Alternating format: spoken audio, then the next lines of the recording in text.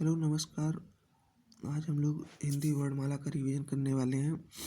जो लोग यूपीएसआई की तैयारी कर रहे हैं उनके लिए बहुत ही महत्वपूर्ण होगा। तो चलिए शुरू करते हैं। हिंदी वर्णमाला। हिंदी वर्णमाला में दो प्रकार के वर्ड होते हैं, स्वर और व्यंजन। स्वर को अच कहते हैं और व्यंजन को हल कहते हैं। वर्णमाला की परिभाषा देखिए।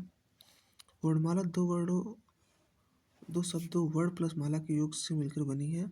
वर्ण का अर्थ होता है ध्वनि और माला का अर्थ होता है समुदाय। अतः वर्णों के समुदाय को वर्णमाला कहते हैं। आगे कुछ महत्वपूर्ण पॉइंट है।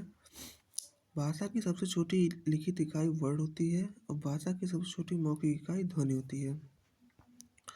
वर्तमान लेखन के आधार पर वर्ण 53 होते हैं। एक सेकंड। वर्तमान लेखन के आधार पर वर्ण 53 होते हैं।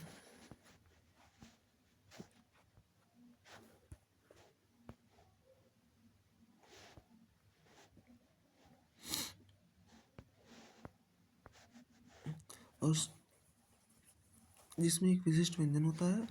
स्वर 11 होते हैं और व्यंजन 25 होते हैं। अंतर ऊष्म व्यंजन 4 होते हैं, अंतस्थ व्यंजन 4 होते हैं, संयुक्त व्यंजन 4 होते हैं और 2 द्विगुण होते हैं, 2 अयोगवाह होते हैं, एक विशिष्ट व्यंजन होता है। कामता प्रसाद गुरु के अनुसार 43 वर्ण होते हैं। उच्चारण के आधार पर वर्ण 45 होते हैं।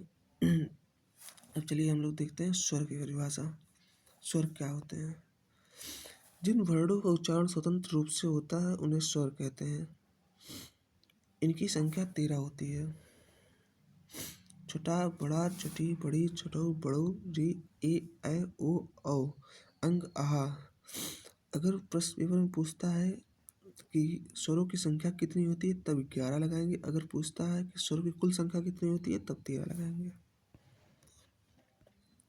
और अगर ऑप्शन में 13 और 11 दोनों हो तो 11 लगाएंगे। स्वरों का वर्गीकरण। उत्पत्ति के आधार पर स्वर दो प्रकार के होते हैं। एक होता है मौलिक या मूल स्वर और दूसरा होता है संधि स्वर।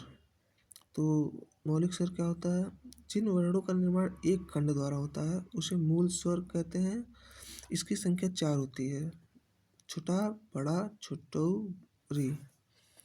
संधि स्वर। जिन स्वरों का निर्माण दो खंडों से हुआ है उन्हें संधि स्वर कहते हैं। इसके दो प्रकार होते हैं, एक सजातीय स्वर होता है, एक विजातीय स्वर होता है। जिन स्वरों का निर्माण दो समान जाति के स्वरों के योग से हो उन्हें सजातीय स्वर कहते हैं। इनकी संख्या 3 होती है। बड़ा, बड़ी, बड़ऊ। विजातीय स्वर। जो स्वर विभिन्न जाति के स्वरों के योग से निर्मित होते हैं उन्हें विजातीय स्वर कहते हैं। इनकी संख्या 4 होती है। इन्हें संयुक्त स्वर भी कहते हैं, जैसे ए, ऐ, ओ, औ। ए, ऐ का उच्चारण स्थान कंठ तालुव्य पे होता है और ओ और औ का उच्चारण स्थान कंठोष्ठी होता है। हिंदी में मात्रा के आधार पर स्वर 3 प्रकार के होते हैं। इसे कालमान भी कहते हैं। लघु, ह्रस्व, एक मात्रिक स्वर। जिन स्वरों का उच्चारण करने में कम समय लगता है उन्हें ह्रस्व स्वर कहते हैं। इनकी संख्या 4 होती है। छोटा, छोटी, छोटऊ, री। दीर्घ। जिन स्वरों का उच्चारण करते समय ह्रस्व स्वरों की अपेक्षा अधिक समय लगता है। इनकी संख्या 7 होती है, जैसे बड़ा, बड़ी, बड़ऊ, ए, ऐ, ओ, औ। प्लुत स्वर। जिन स्वरों का उच्चारण में हर्ष और दीर्घ स्वरों की अपेक्षा अधिक समय लगता है, जैसे अ, ओम। री। ये री वर्ण रा प्लस ई से मिलकर बना है। यह वर्णमाला में ऊ तथा ए के मध्य का स्वर है। हिंदी शब्दकोश में इसका क्रम ऊ के पश्चात आता है। इसका प्रायः प्रयोग तत्सम शब्दों में होता है। अब आगे देखते हैं। जीभ या प्रत्यय के आधार पर स्वर 3 प्रकार के होते हैं। नंबर 1, अग्रस्वर। जिन स्वरों के उच्चारण में जीभ का अग्रभाग कार्यरत होता है उन्हें अग्रस्वर कहते हैं। उदाहरण के लिए ई, बड़ी, ऐ, ए, ऐ। मध्य स्वर। जिन स्वरों के उच्चारण में जीभ का मध्य भाग कार्यरत होता है, जैसे आ। पश्च स्वर जिन स्वरों के उच्चारण में जीभ का पिछला भाग कार्यरत होता है, जैसे बड़ा, छोटऊ, बड़ऊ, ऊ, औ। इनकी संख्या 5 होती है।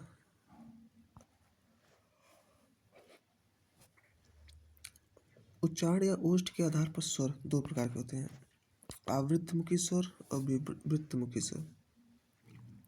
आवृत्तमुखी स्वर जिन स्वरों के उच्चारण में ओठ गोलाकार या वृत्तमुखी नहीं होते हैं, जैसे छोटा, बड़ा, छोटी, बड़ी, ए। वृत्तमुखी स्वर जिन स्वरों के उच्चारण में ओठ गोलाकार होते हैं या वृत्तमुखी होते हैं, जैसे छोटऊ, बड़ऊ, ऊ, औ। मुख खुलने या मुख विवर के आधार पर स्वर 4 प्रकार के होते हैं, संवृत्त स्वर, अर्धसंवृत्त स्वर, विवृत स्वर और अर्धविवृत स्वर। संवृत्त स्वर क्या होता है? जिन स्वरों के उच्चारण में मुख बंद रहता है उन्हें संवृत्त स्वर कहते हैं, जैसे ई, बड़ी, छोटऊ, बड़ऊ। अर्धसंवृत्त स्वर जिन स्वरों के उच्चारण में मुख संवृत्त की अपेक्षा थोड़ा खुलता है, जैसे ए, ओ। विवृत स्वर जिन स्वरों के उच्चारण में मुख पूर्ण रूप से खुलता है उन्हें विवृत स्वर कहते हैं, जैसे आ। अर्धविवृत स्वर जिन स्वरों के उच्चारण में विवृत स्वरों की तुलना में थोड़ा कम खुलता है उन्हें अर्धविवृत स्वर कहते हैं, जैसे छोटा, ए, औ। और आगे कुछ महत्वपूर्ण तथ्य हैं। अर्ध स्वर या वा प्राकृत स्वर छोटा, छोटी, छोटऊ होते हैं। कंठ स्वर छोटा, बड़ा। तालव्य स्वर छोटी, बड़ी स्त्रीलिंग होते हैं दोनों वर्ण। मूर्धन्य स्वर री होता है। ओष्ठ स्वर छोटऊ, बड़ऊ। कंठोष्ठी स्वर उ, अ होता है। कंठ तालव्य स्वर ए, ऐ होता है। उदासीन या केंद्रीय स्वर छोटा आ होता है। अपभ्रंश में स्वरों की संख्या 8 थी। छोटा, बड़ा, छोटी, बड़ी, छोटऊ, बड़ऊ, ए, ओ। उसमें री, ऐ, औ, अंग, आहा का प्रयोग नहीं होता था। व्यंजन जिन वर्णों का उच्चारण स्वरों की सहायता से किया जाता है उन्हें व्यंजन कहते हैं। इनकी मूल संख्या 33 होती है, जिसमें 25 स्पर्श व्यंजन होते हैं। स्पर्श व्यंजन जिन व्यंजनों का उच्चारण के समय जीभ मुंह के किसी न किसी हिस्से को छूती है उन्हें स्पर्श व्यंजन कहते हैं। इन्हें उदित व्यंजन भी कहते हैं। इनकी संख्या 25 होती है। कंठ व्यंजन जिन वर्णों का उच्चारण करते समय जीभ का पिछला हिस्सा हमारे कंठ को छूता है उन्हें कंठ व्यंजन कहते हैं, जैसे क, ख, ग, घ, अंग। तालुब्य व्यंजन जिन वर्णों का उच्चारण करते समय जीभ का मध्य भाग हमारे तालु को स्पर्श करता है उन्हें तालुब्य व्यंजन कहते हैं। च, छ, ज, झ, ञ। इन्हें स्पर्श संघर्षी व्यंजन भी कहते हैं। महत्वपूर्ण पॉइंट इसको याद रखिएगा। मूर्धन्य व्यंजन जिन वर्णों का उच्चारण मूर्धा से हो उन्हें मूर्धन्य व्यंजन कहते हैं। टा, ठ, ड, ढ, ड़। उसके बाद है दंती व्यंजन जिन वर्णों का उच्चारण करते समय जीभ का अग्रभाग हमारे ऊपर के दांतों को स्पर्श करता है उन्हें दंती व्यंजन कहते हैं। जैसे उदाहरण के लिए त, थ, द, ध, न। ओष्ठी व्यंजन जिन वर्णों का उच्चारण ओठों से होता है उन्हें ओष्ठी व्यंजन कहते हैं। उदाहरण के लिए प, फ, ब, भ, म। नासिक वर्ण इसके बाद प्रत्येक वर्ग का 5वां अक्षर जो होता है नासिक वर्ण होता है। अंगा भी नासिक वर्ण में आता है।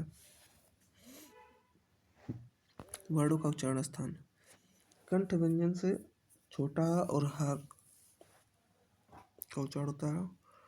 तालुब्य व्यंजन बड़ा सा और या होता है। मूर्धन्य व्यंजन ड़, र, र, स। दंती व्यंजन में होता है ल, स, ज। स्वर तंत्री व्यंजन किसे कहते हैं? हा को।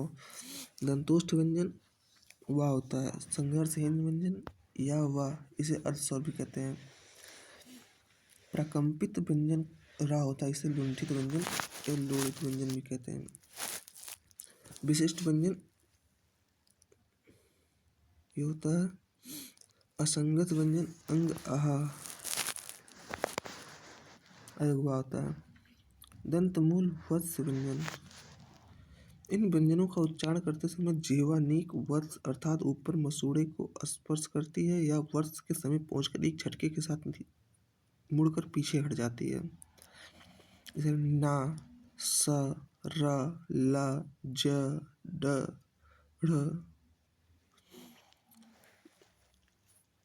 ढ़ और ढ़ को द्विगुण उच्चित या ताड़न जात व्यंजन भी कहते हैं। स्पर्शी वर्णों की संख्या 16 होती है, जिसे पांचों वर्ग का पहला, दूसरा, तीसरा और चौथा वर्ण स्पर्शी वर्ण होते हैं। अंतस्थ व्यंजन, जिन वर्णों का उच्चारण करते समय मुख और नाक से कम वायु बाहर निकले उन्हें अंतस्थ व्यंजन कहते हैं। इनकी संख्या 4 होती है। या व र ला, या व अर्धस्वर भी होता है। उच्चारण की दृष्टि से या तालव्य व्यंजन है। रा का उच्चारण मूर्धन्य से होता है। ला का उच्चारण दंत से होता है।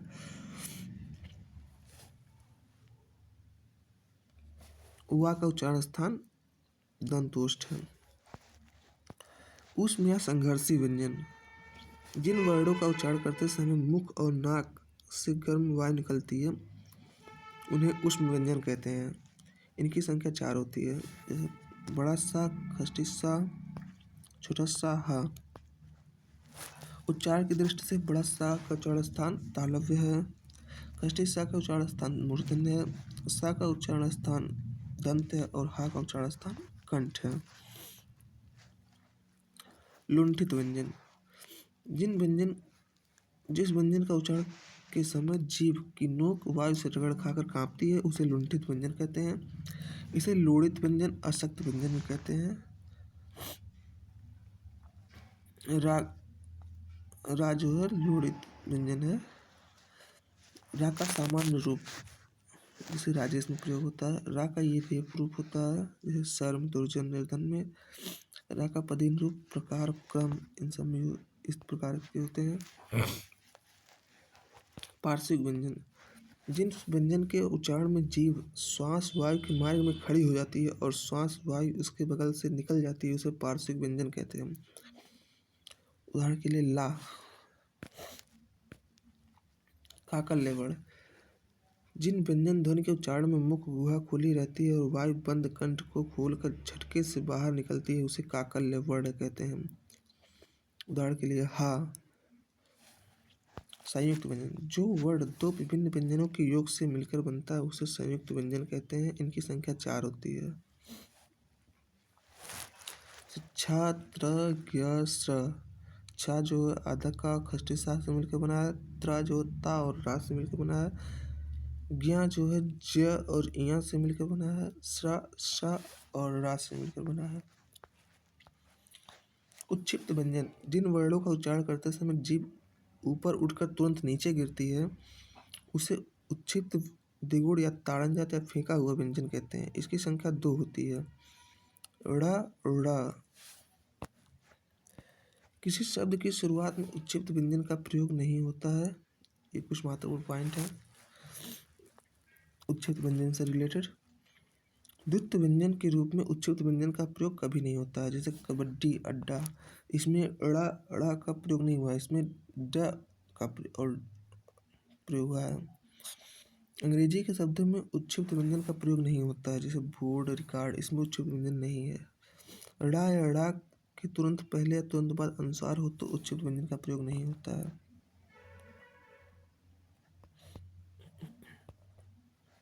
द्वित्व व्यंजन किसे कहते हैं? जब दो समान व्यंजनों के बीच कोई स्वर ना आए तो उसे द्वित्व व्यंजन कहते हैं। जैसे सत्ता, धक्का, कुत्ता, दिल्ली, इसे युग्मक व्यंजन भी कहते हैं। अयोगवाह व्यंजन, जो वर्ण आयोग से बने हैं किंतु व्यंजन के लिए अर्थ प्रकट करते हैं उन्हें अयोगवाह व्यंजन या संगत व्यंजन कहते हैं। जैसे अंग, अनुस्वार, आ, विसर्ग। आगत व्यंजन, इनका प्रयोग अरबी फारसी शब्दों में किया जाता है, जैसे जा, फ, क, ख, ग, ये सब आगत व्यंजन है। बलाघात, शब्द बोलते समय अक्षर विशेष पर तथा वाक्य बोलते समय शब्द विशेष पर जो बल दिया जाता है उसे बलाघात कहते हैं। इसका प्रयोग कविता, भाषण, गीत में प्रभाव पैदा करने के लिए किया जाता है। बारह खड़ी क्या होता है? किसी भी व्यंजन के साथ स्वरों की मात्राएं री को छोड़कर अनुस्वार और विसर्ग के साथ लिखने को बारह खड़ी कहते हैं। जैसे क, का, की, कु, के, को, कौ, कं, कहा। अनुतान, प्रत्येक भाषा के बोलने में जो उतार चढ़ाव का बोध होता है उसे अनुतान कहते हैं। हर्ष, शोक, आश्चर्य, घृणा, तिरस्कार आदि भावों को व्यक्त करने के लिए अनुतान का प्रयोग किया जाता है। उदाहरण के लिए, क्या आप आ रहे हैं? हाँ, मैं आ रहा हूँ। बिना खड़ी पाई वाले व्यंजन न होते हैं, जैसे अंग, छ, ट, ठ, ड, ढ, र, द, ह। खड़ी पाई हटाकर शब्दों का संयुक्त रूप श्लोक, ख्याति, लग्न, कच्चा, ध्वनि, प्यास।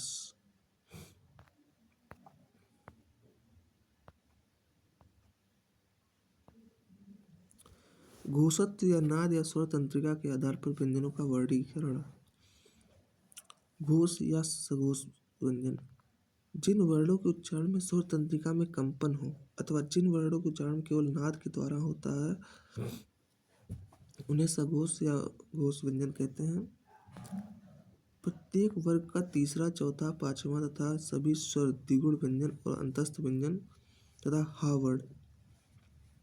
सघोष वर्णों की संख्या 33 होती है। का वर्ग, चा वर्ग, टा वर्ग, ता वर्ग, पा वर्ग का तीसरा, चौथा, पांचवा वर्ण द्विगुण व्यंजन, अंतस्थ व्यंजन और हा तथा सभी स्वर, ये सघोष वर्ण होते हैं। अघोष वर्ण, जिन वर्णों के उच्चारण में स्वर तंत्रिका में कंपन ना हो, जिन वर्णों के उच्चारण में केवल सांस की आवश्यकता होती है। उदाहरण के लिए, प्रत्येक वर्ग का पहला, दूसरा वर्ण तथा श, स जो होता है आपका अघोष वर्ण होते हैं। प्राणत्व के आधार पर व्यंजन दो प्रकार के होते हैं, अल्प प्राण और महाप्राण। जिन वर्णों का उच्चारण करने पर मुख और नाक से कम वायु बाहर निकलती है, इनकी संख्या 31 होती है। प्रत्येक वर्ग का विषम वर्ण तथा अंतस्थ व्यंजन और सभी स्वर और ड़ अल्प प्राण होते हैं, इनकी संख्या 31 होती है। क वर्ग, चा वर्ग, टा वर्ग, ता वर्ग, पा वर्ग का पहला, तीसरा और पांचवा वर्ण, सभी स्वर, अंतस्थ व्यंजन और ड़, ये आपके अल्प प्राण होते हैं। आगे चलते हैं। महाप्राण, जिन वर्णों का उच्चारण करने पर मुख और नाक से अधिक वायु निकलती है, इनकी संख्या 15 होती है। प्रत्येक वर्ग का सम वर्ण तथा उस व्यंजन और ढ़, उस व्यंजन सा, सा, स, ह। मांसपेशियों की दृढ़ता के आधार पर व्यंजन 3 प्रकार के होते हैं। दृढ़ व्यंजन ट, भ, द, ड। शिथिल व्यंजन क, न, म, य, र, ल। मध्यम व्यंजन च, ब, स। तो आज का हमारा ये टॉपिक कंप्लीट होता है, वर्णमाला। आप लोगों को वीडियो अगर अच्छा लगा हो तो लाइक करें, सब्सक्राइब करें, शेयर करें, कमेंट करें। धन्यवाद।